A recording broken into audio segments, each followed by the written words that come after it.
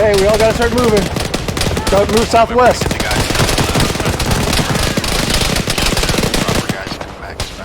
This isn't... We need to bugger here now.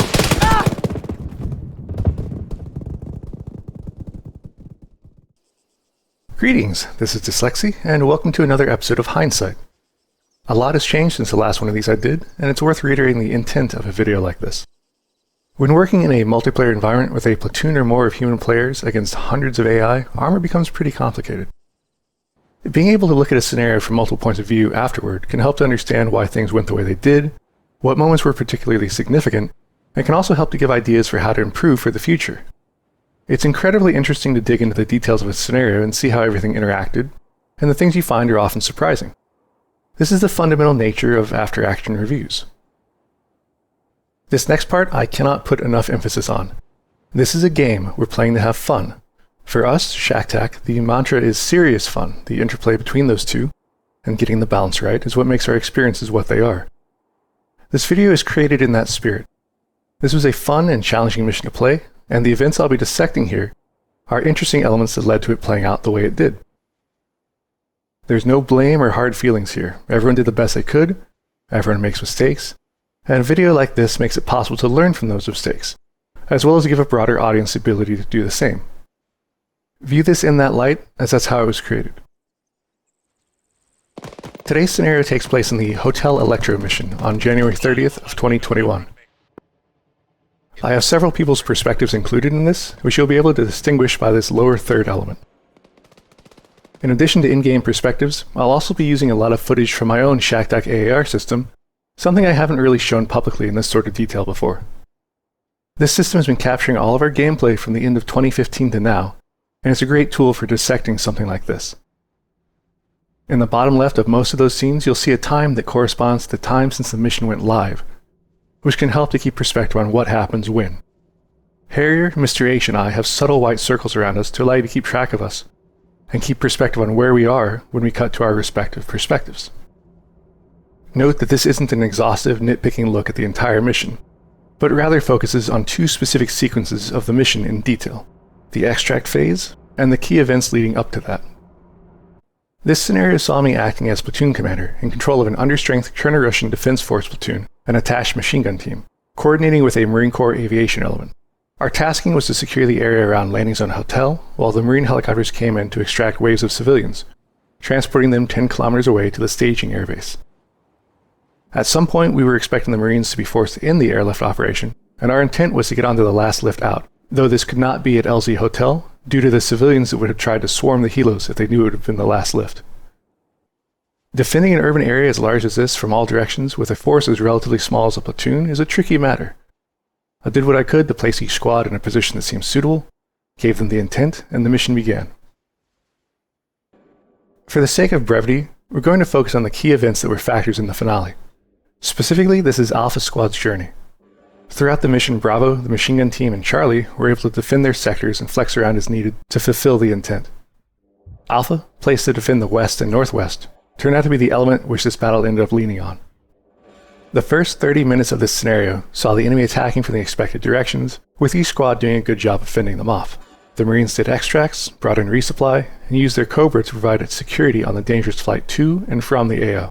Charlie, which was under strength and had been split in order to provide coverage of a key hill near the town, was reinforced by Bravo 1 roughly 21 minutes into the mission.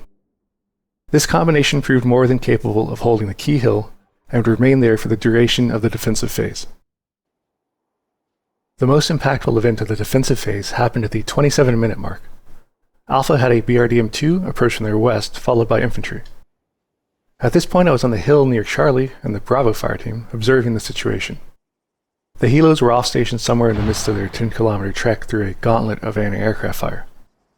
As MG Bait, the aptly named Alpha Squad leader, told me of the approaching BRDM, I let them know that they were expected to deal with such threats, but can request pass if it's desperate. BRDM on route Cheeky. Alpha, assume you'll be dealing with light armor yourselves. From where I was, I could see the next events play out in detail. Mr. H, Daishi, and Dan to the bow were positioned to take a shot on it. The range was initially called as 150, then estimated to be lower, and Mr. H took a shot at 100 meters with a top hold. H firing 100. The actual range was 175 meters, which caused the rocket to impact excruciatingly close to the BRDM, detonating under the belly wheels but having no effect otherwise.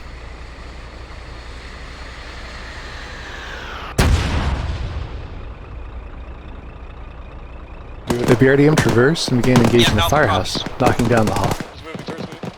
That was 100. Was that short? Ooh, boy.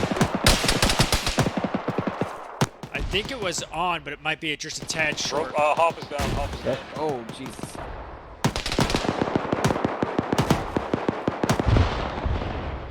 Dan's follow-up shot was adjusted and hit, but the BRDM survived. This was a possibility due to how the penetrators work for warheads like that.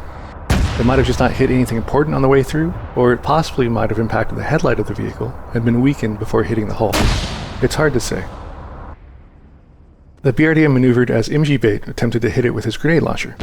Behind it, several squads of infantry were approaching. Oh man, it's still up. I thought they hit it. They did. What the fuck? Simultaneously, he called on platoon, explaining that he explained AT and needed air support. He was almost immediately shot by the BRDM at this point, collapsing in the lower tier of the firehouse roof.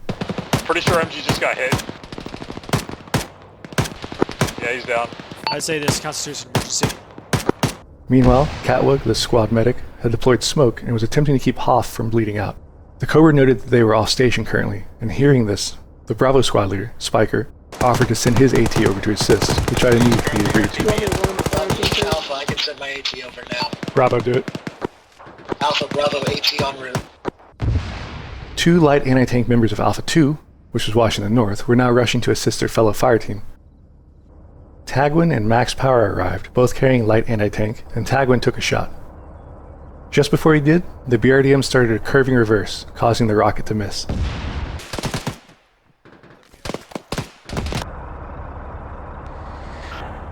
The BRDM continued to engage in the firehouse, knocking down 2 more players, Catwug, the medic, and Robust Grains, who was attempting to help MG Bait. Max ran up to Tagwin's position, peeking around the shed on the other side, and was cut down before he could fire his shot. Because we do not have access to MG's radio. Roger, I'll do it. Jesus Christ! Fortunately, right behind them, Landshark and Diet Crack, the Bravo AT, had arrived. While this was happening, Maro and I ran to grab resupply crates to take over to Alpha, intending to at least resupply their anti-tank capability.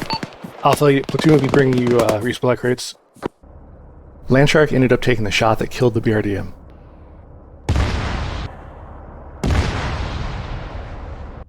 The medic and I, bringing aid and supplies, were stopped short of the firehouse by Runny, the Alpha 2 team leader, who informed us that the other team was being overrun and we shouldn't go any further for now. Yeah, what he said that. Perhaps we should find another route. Or one is getting overrun. A few infantry had gotten past Alpha 1, and the status further up was unclear. The situation continued to play out as infantry attacked. Robust died, Tagwin was wounded, Max succumbed to his BRDM wounds, and then MG Bait bled out. Catwug died on the roof, meaning that Alpha had now lost both the squad leader and the medic. Bravo sent a fire team over to assist while Alpha got reorganized. After arriving at the firehouse, my task became one of assessment. Tripod, the Alpha 1 team leader, was now the acting squad leader. Platoon copies. Alpha, what was it that caused all this? 2 BRDMs as well as 2 enemy squads coming from the south and the west side base. Copy. Do you think it's viable to hold at this point with resupply? We're pretty stretched out as it is to cover the south end. And now that we're down on men, it's even worse. After taking casualties, Alpha was faced with holding a large frontage with even fewer people. For the platoon at large, Alpha's task was important. If they couldn't hold the western edge of town, we risked the possibility of enemy being able to approach us through the docks and potentially get behind us, cutting off the coast as an extract area. There would also be the high likelihood of enemy being able to get close enough to engage LZ Hotel and hit the Marine helos as they were conducting the evacuation. If it was at all possible, Alpha needed to come up with a plan to hold that area. If they couldn't, they could fall back closer to LZ Hotel, but we wanted to avoid that if at all possible. 5 minutes after the BRDM was destroyed, the Cobra returned with the 3 Hueys in tow. After reorganizing and getting his bearings, Tripod chose to hold the firehouse and learn from the earlier incident. Yeah, I think they just chose a bad spot in the fire station to hold, and it ended up causing a lot of casualties. I should have told them not to be on the roof with only a ladder as access. The machine gun team volunteered to go over and assist them and was greenlit. If you need us to supplement Alpha down there, let us know. All we're doing from this position, we're locking down the north flank, but we are supplementing 2 other fire teams. I'm putting my 152 in my... Copy, MG. Go ahead and reposition. See what you can find on the western side of the fence. Yeah, I can do. If MG can take Alpha 2's position, Alpha 2 can come over.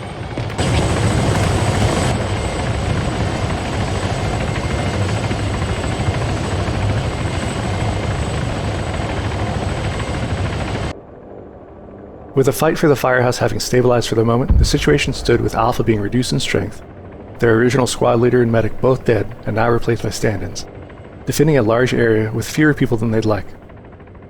The machine gun team moving to support them became particularly significant in this context. From my perspective, while this situation wasn't great, it could certainly have been worse. If they could hold out for a while longer, we'd be able to continue the evacuation. From here, the defense continued, with all elements fending off the enemy while avoiding taking further fatalities. Notably, Bravo 2 and part of Charlie were able to make great use of the hill they were positioned on, keeping the enemy from being able to shoot down into LZ Hotel while civilians were being evacuated. With night falling and anticipating us holding for a bit longer, I asked if we had flare crates available and requested one. In retrospect, I should have done this earlier, but the Alpha situation had captured my attention for a while. At about the 46-minute mark, we received notification that the next lift would be the last one, and we'd need to be on it. This meant the flare resupply wouldn't arrive, and I quickly gave initial orders to the squads. Get as much AT as possible, get resupplied, and do this within 2 minutes as movement orders would follow. I need all squads to get as much AT as you can from the crates, get your resupply. You have about 2 minutes to do this. We'll have movement orders after that.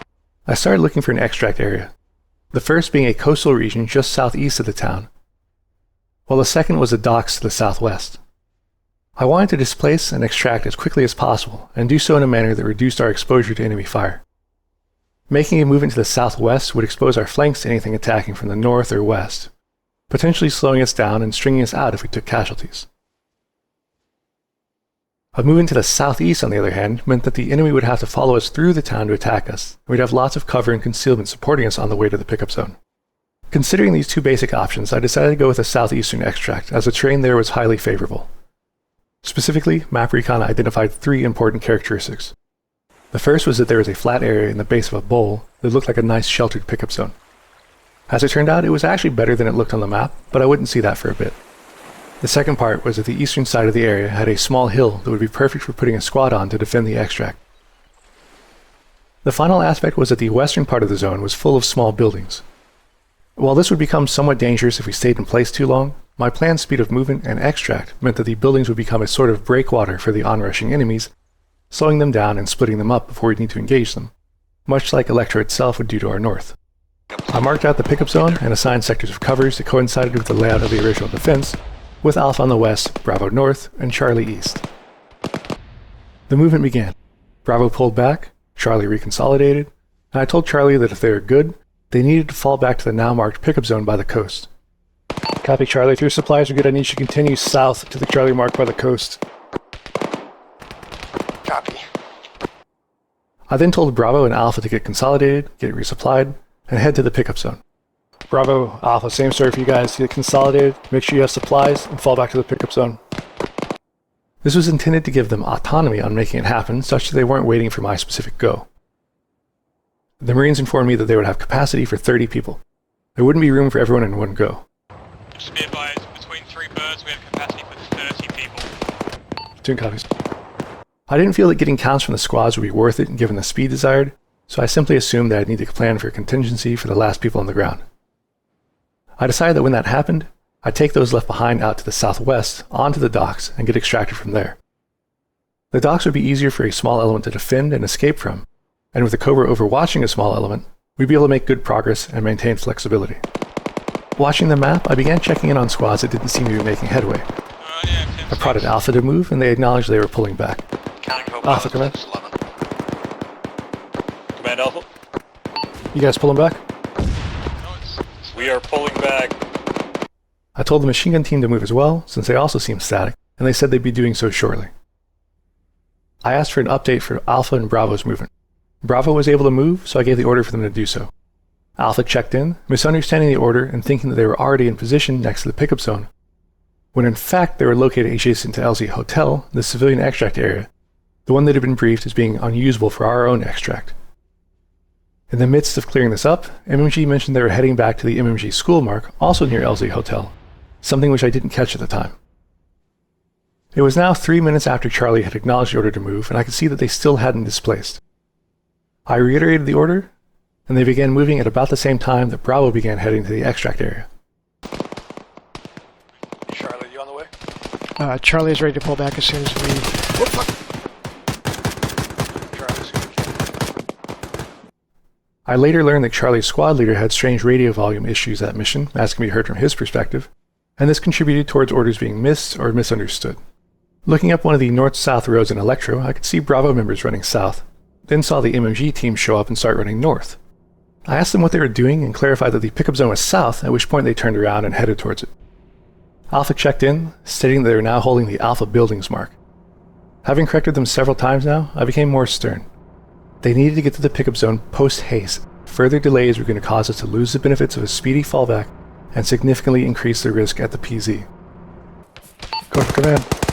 We are holding the north and south side of Alpha buildings, looking to the west. Zeus engaging. Down those two roads. Alpha, I say again, look at the map. To the southeast, there's a pickup zone. You have a mark there. I need you moving there now. Alpha copy. To understand Alpha's situation and confusion, we need to rewind a bit back. This moment is 50 minutes into the mission, and now we're rewinding about 4 minutes back to when Tripod conveys my fallback orders to his squad. At this moment, Alpha was situated with Alpha 2 on the north side of town, with Alpha 1 and the acting squad leader at the Firehouse, along with the MMG team.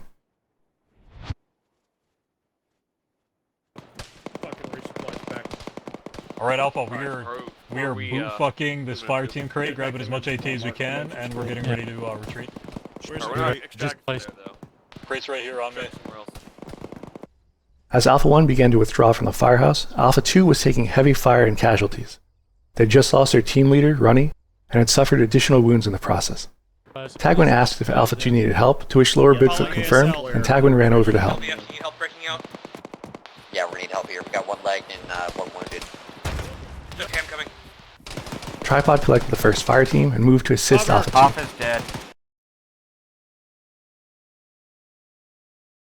MMG continued to provide cover from the Firehouse during this. Northeast now. I got One, hit. move to Alpha 1 position to your northeast. After Tagwin arrived, he grabbed the wounded Infrared and started carrying him away, with Lower Bigfoot covering. Infrared died on his back on the way, and everyone ended up around the schoolhouse and LZ Hotel at this point, which Tripod communicated to me, at which point I clarified that he needed to go to the pickup zone on the coast. Alpha, open your maps, get to me. We're moving southeast. Pickup zone is on the shore. At this point, Tripod knew where to go, but under the pressure of the moment, he misinterpreted the overall intent and interjected his own tasking. Namely, he planned to cover the other squads as they withdrew, not realizing that the entire platoon was supposed to be moving at this point. Moving to Alpha buildings, we're going to be looking southwest, covering the southwest around Alpha buildings. One leg south. This led to him designating a set of buildings as an area to hold, which led to Alpha consolidating at that position. Alpha 1 was now south of those buildings, with Alpha 2 on the northern side. We've now caught up to where we were earlier, as this is the point at which Tripod called up the platoon net to say that Alpha was now located at the Alpha buildings mark. Two things were happening nearly simultaneously here. The first was me telling him that I needed him at the LZ ASAP, and the second was that the Alpha 2 team on the north was getting heavily engaged and wounded. The result of this was that Tripod conveyed my orders to the squad and began moving to the PZ, and as they started to move, Lower Bigfoot of that northern team conveyed that those with him were wounded with some leg. Tripod told them to carry whoever they could and start moving immediately. Man wants us running now. Everybody move east now. We're going pickup zone, straight to the pickup zone. If you have smokes, throw them. Otherwise, fucking run. I'm shooting flagged and being carried out. I got 2 guys with me. Copy that. Who's that? Carry everybody you can. Carry everybody you can. Don't shoot. Overhearing this, Mr. H asked who that was on the radio, but was stepped on and his message was missed. He had enough gear to be an impromptu medic now, capable of fixing legs. Meanwhile, the remaining Alpha 2 members, Morty, Tagwood, and Lower Bigfoot, were trying to pull back. With Tagwin carrying the unconscious lower Bigfoot across the street, Morty found herself engaging an enemy firing at them from the flank. She was hit and knocked down, then overwhelmed by enemy fire before being able to make it across. Alpha 2, how are you doing? Mr. H, watching from Alpha 1's position, saw someone come around a corner through the smoke carrying a body, and realized that it was Alpha 2. He started to run towards him as Morrow, the platoon medic, arrived to try to help as well. Go to the train tracks and meet him. Alpha 1, move cover for the train tracks. 1, move northwest, but cover 2 as they fall back.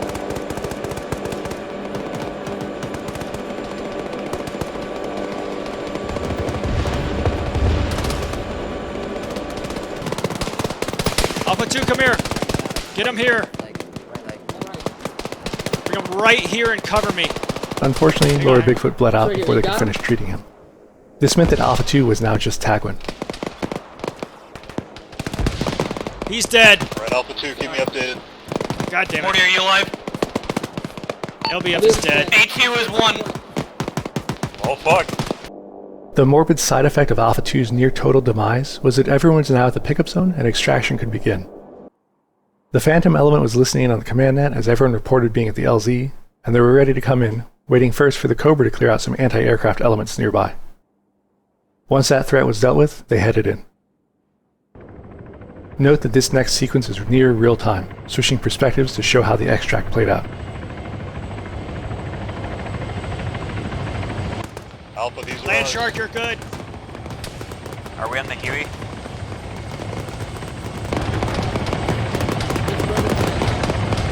We're probably not good analog. What's that? Alpha Bravo 1 for Charlie and another. Just load up whatever you can. We're expecting there might be some overflow, so if you're that, you start moving southwest after that.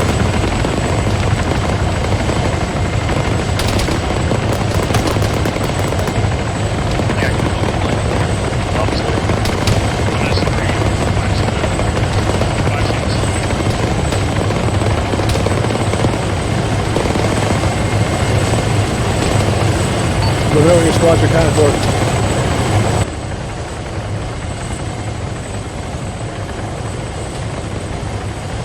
The bulk of the extract win is expected. The Hueys landed, Bravo and Alpha loaded up, some Charlie members made it in, and platoon headquarters stayed on the ground as planned.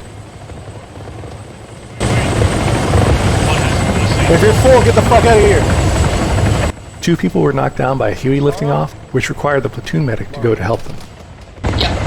There's 2 women that knocked down by the scoop over here. One of the Hueys, with spaces remaining, drifted over to try to help those still on the ground. We didn't know it at the time, but the pilot was shot unconscious on the approach, requiring the co-pilot to take controls, and then abort before actually landing. On the airnet, I heard the Cobra gunner ask if they were needed to help cover the extract helos on the way out, or support those on the ground. In the midst of what was happening, I was distracted by how odd that question was, not even realizing it was directed at me. Surely the Cobra from where they were could see the situation we were in. I told everyone that we were moving along the coast to the docks for pickup. Hey, we all gotta start moving! Start move southwest! As I turned and started running that direction, I was surprised to see enemy silhouettes on the rise in front of me. Something had gone horribly wrong. My last call before being shot was that we needed Ugly's support immediately. We needed Ugly here now. I woke up, dying, and began firing at enemies mere meters away. I began to hear nearby cannon impacts from the Cobra's guns a moment before I collapsed again. My last thoughts before dying were that I hadn't noticed the Cobra's cannon impacts during the extract prior to that moment. And I should have. So what exactly led to those final moments? To understand this, one has to recognize a few important things. The first was that there was no dedicated forward air controller, or FAC, meaning that during an extract phase, the platoon commander, me, had to prioritize who they were paying attention to and giving orders to. The ground situation meant I had my hands full making sure everyone was at the PZ and knew what to do, or where to go if they didn't make it onto a helo. The aerial side of things was left to the Ugly and Phantom elements, with the expectation that they'd use initiative and handle things with the benefit of their airborne perspectives and experience. This largely went as desired, with some critical exceptions that we'll cover in detail. The next important aspect turned out to be the Cobra's limitations and quirks, combined with the crew's relative lack of experience in it. Finally, the actual tactical employment of the Cobra in a critical phase of the extract was less than ideal. Let's review the extract scenario from the Cobra's perspective. On the way back to Electra to cover the extraction, the Cobra was engaging scattered heavy machine guns that were trying to interdict both them and the Hueys. At this point, Chris was aware of the limitations he'd be facing due to the gun sight not having a night vision mode, which meant that his workaround would be to use the HUD reticle to aim and fire the gun in some situations. Honestly, don't know what I'm even shooting at. I hope it's dead. It's a UZ tech. This reduces the range of the cannon and detection capabilities of the sensor pod, but it's still a usable and potent weapon at the ranges we'd be concerned with, especially with the helmet-mounted night vision goggles being usable in that context. As the Cobra came on station, it found Ural trucks mounting Zu-23 anti-aircraft cannons approaching Electra from both the east and the west, requiring the Cobra to hunt for them while the Hueys held offshore, waiting to go in. The first significant issue we see at this point is the technique the Cobra used to survey the area. The mission now is to protect the pickup zone, but the Cobra's employment here involved it slicing back and forth over Electra itself, offset from the actual pickup zone and at moderate altitude. The focus was largely on interdicting vehicles, though some fire was put towards enemy infantry. Critically, the pattern being flown, orbiting and slicing through the town itself, meant that it would be difficult to develop sustained situational awareness on the actual pickup zone. Adding to that, neither the gunner nor pilot took the time to properly assess the pickup zone after arriving, assuming that they understood the situation better than they actually did. The critical decision happened here, where the crew became distracted by a technical coming in on the far side of town. Okay, something heavier engaging us? No visual? Technical from the road fire station. Fire station, heard trying to acquire. Pitch black. Squads are kind of for. On index behind the hill. Also loaded. I guess it's a power plant. Power plant. 3 seats. In the context of the terrain, the progress of the actual extraction, and the armament of the technical, this was a no-factor target that could have been avoided. The only thing that it was going to be able to do was engage the Cobra itself, due to its higher altitude, as everything else was masked from it for a considerable distance. The fatal mistake was the Cobra crew committing to an engagement of this vehicle and flying towards it in the process. The extract was happening concurrently, and as the crew spotted and began considering a BTR moving into the area, the gunner noted that they needed to be protecting the people on the ground, then asked on AirNet if command wanted them covering the extracting helos or the people still on the ground. I was busy enough at the time that I didn't realize this was actually directed at me and not the air leadership. In the heat of the moment, it didn't make sense that that question was even asked at all, because from where the Cobra was, it was inconceivable to me that they weren't aware of our present peril. Just go back and drop off as soon as we can, because we're not going to be able to find a place to drop people that's going to be safe, because there's stuff everywhere on this place. The critical events had already happened at this point. Since the Cobra was attacking vehicle targets deeper into Electro, enemy infantry were able to encircle the pickup zone and push into it with direct fire, unopposed. These are the same infantry that engaged Winifredo's helicopter, forcing an aborted extract attempt. As Winnie's helo pulled off, the pickup zone was now ringed by EI, and the Cobra was continuing to engage targets within Electro itself, which were no factor to the actual extract area. The enemy infantry at the pickup zone continued to engage the survivors. As I called for immediate support from Ugly, the Cobra's launch warning went off, causing the crew to think they were being engaged by a missile threat, and further complicating things. Seen. Fucking hit trying to pick those guys up. I'm damaged. Ugly here now. Copy, are you still flying? Missile! I'm fine. Missile! Ugly one is taking SAM fire, unknown direction. It was actually 2 RPGs, which the Cobra's sensor reports similarly to a missile. As they reacted to this threat, the enemy continued pushing into the wounded survivors, quickly overrunning them while the Cobra was out of position and seemingly unaware of what was happening on the ground. Now, we're going to go over some lessons learned. And keep in mind that we're going over the larger ones, the more significant ones. There are plenty of minor ones that aren't going to be covered, and this is not an exhaustive list. These are just the most interesting aspects to take away from this. The biggest issues for the ground forces were ones of clarity, myself included. In retrospect, I shouldn't have assumed that everyone remembered that the briefing stated that the final extraction would have to happen at somewhere other than LZ Hotel. Had I named the pickup zone something else, something more distinct, it wouldn't have been possible for those who forgot a detail of the briefing to assume that pickup zone was synonymous with LZ Hotel, even with it being noted as a coastal position several times over the radio. At the time, the name seemed reasonable, but in retrospect it was a mistake. I could have also been more clear at the initial point of calling for a withdrawal that we were moving back to the coast. I ended up giving a 2-part order in which the first part, to Charlie, mentioned the coast, but the following message to Alpha and Bravo assumed that they'd heard the Charlie order and understood how it related to theirs contextually. The absence of a forward air controller was significant, but it was also deliberate as part of the mission construction. It's easy to imagine how a dedicated FAC could have been more tightly controlling the Cobra during the extraction phase, identifying issues and directly retasking it as needed. I think this likely would have been a sufficient backstop to the Cobra to get everything pointed in the right direction at the right time to save everyone on the ground. This would have made a particularly big difference on the PZ itself when trying to get the handful of survivors to safety. Task saturated me to the point that I didn't register what came across as an odd question on AirNet was actually directed at me. A FAC almost certainly would have had the Cobra focusing on us specifically long before this point, backstopping the crew's lack of situational awareness. The clarity of communication during the extraction phase faced several issues. As noted, Charlie's leader had volume issues that caused them to misunderstand what they were being told to do, and it was opaque to me due to those orders seemingly being acknowledged over the radio. This slowed down Charlie's movement, but it wasn't significant in the scope of the extraction. It could have been, but it wasn't. While both Alpha and MMG misunderstood the location of the pickup zone initially, MMG corrected quickly. Alpha's casualties and confusion meant that the acting squad leader had to try to wrangle their survivors, while also making headway to where they thought they should be going. This and other misunderstandings were persistent, eventually requiring a stern correction and emphasis on speed. The thing that would have helped in this situation would be for Alpha to be more proactive in asking for help, or explaining what their situation and intent was, so that either nearby elements could assist autonomously, or be directed to do so by the platoon commander. The repeated misunderstandings of intent made it seem like it was simple confusion, whereas the reality was a mixture of confusion, overloading from casualty considerations, and reinterpreting what the orders were. The Cobra's efforts during the extraction were well-intentioned but misguided, leading to the pickup zone collapsing when it was most vulnerable. Specifically, their issues were in flying and focusing on the wrong areas, focusing on and becoming target fixated by threats well beyond threat range to the PZ, flying in a manner that didn't accommodate the limited traverse of the cannon, and not developing solid and active situational awareness of the PZ itself. The bulk of these issues can be overcome with a simple change in tactics. In considering how to protect a PZ, a helo crew has to think about what the vulnerabilities are. In this case, the ingress and egress directions of the Hueys is clear. They'll come in from the ocean and head back out over it. Threats to them are ones that can fire onto the ingress route or the PZ itself. Looking at it from their low-level perspective, that rules out virtually all of Electro itself. The hill on the right and the houses on the left severely restrict enemy fire onto the Hueys as well.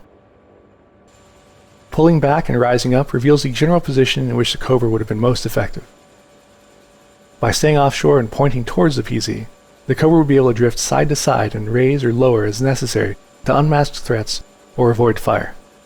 Being positioned above and behind the PZ like this conveys a major situational awareness boost, as everything you're seeing can be contextualized with respect to how big of a threat it is to the PZ, since the Hueys are facing the same general area from a lower altitude. The altitude above them means you're able to engage those threats before they endanger the PZ itself. The gunner is able to do a detail scan, while the pilot maintains a scan for more distant threats like HMGs or ZU-23s. Using this as an example position, you can see that while lighting was bad through the gun camera, the use of flares in the PZ gave usable illumination for significant periods.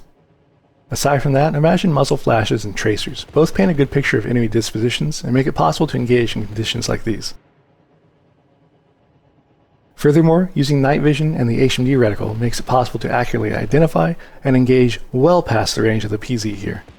This tactical change would have been sufficient to successfully cover and extract those who couldn't be picked up by the first lift. Casualties over the course of the extract phase were as follows. Infrared and Runny of Alpha 2 were killed at the start of it. 2 other members of Alpha 2, Morty and Lower Bigfoot, died roughly halfway to the PZ. At the PZ, Green Tea extracted 10 people, mostly Bravo, with 1 Alpha member. Rico's helicopter picked up 10 from Charlie, the MMG team, and Bravo. Winter Friedel, who'd been attempting to pick up stragglers, ended up having to abort with 4 empty spaces, bringing out 6 people. The 6 people who remained on the ground included platoon headquarters, which was myself and Morrow, 2 Charlie members who'd been hit by the skids, which were Harry and Ragu, 1 Bravo member, Noel, and 1 member of the MMG team, Snuffy the Evil. Altogether, 26 of the 32 infantry alive at the PZ made it out. Alpha had lost more than half its members, with Bravo taking 1 KI at the PZ, but otherwise making it out. Charlie, who had been under strength at the start of the mission, had 6 extracted, with 2 left behind, and MMG had 2 of the 3 members make it out. It's worth emphasizing just how much effort went into putting this together and figuring out the interplay between various elements. As I said at the start, Arma is a complex experience, and it can take quite a bit of effort to untangle what exactly happened in a scenario and why. It's much easier to look at this from a detached, no-pressure standpoint than it is to try to put all the pieces together in the midst of a scenario while keeping yourself and your teammates alive, staying aware of what's going on, and thinking on what you need to do next. Taking leadership mid-mission, as Tripod had to do, is challenging, particularly if you haven't spent a lot of time as a squad leader. Providing close air support as Intel and Chris did is a complicated, challenging task, particularly without a FAC and in an aircraft you're not as familiar with. As I noted at the start, at the end of the day, it's just a game. This mission was a highly memorable and enjoyable experience for me, and I had a lot of fun digging into it to see what led to different situations throughout the mission. I hope you enjoyed it as well. This video was made possible by the support I've received through Patreon, so if you're keen on it and are interested in more efforts like this, take a look over there. This is dslyecxi, and until next time, take care. Above index. Oh yeah. Where's a Cobra? Well, you say that like, oh, I know what a Cobra is. Well, I'm a I mean, helicopter pilot. I thought maybe. See, if I would have known this before the mission started, it would have changed how I perceived the Cobra. Okay. I mean, we haven't flown the Cobra in a while. It's been the Apache for a while. I'm just seeing excuses.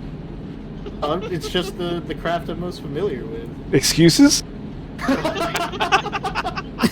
You're such a piece of shit.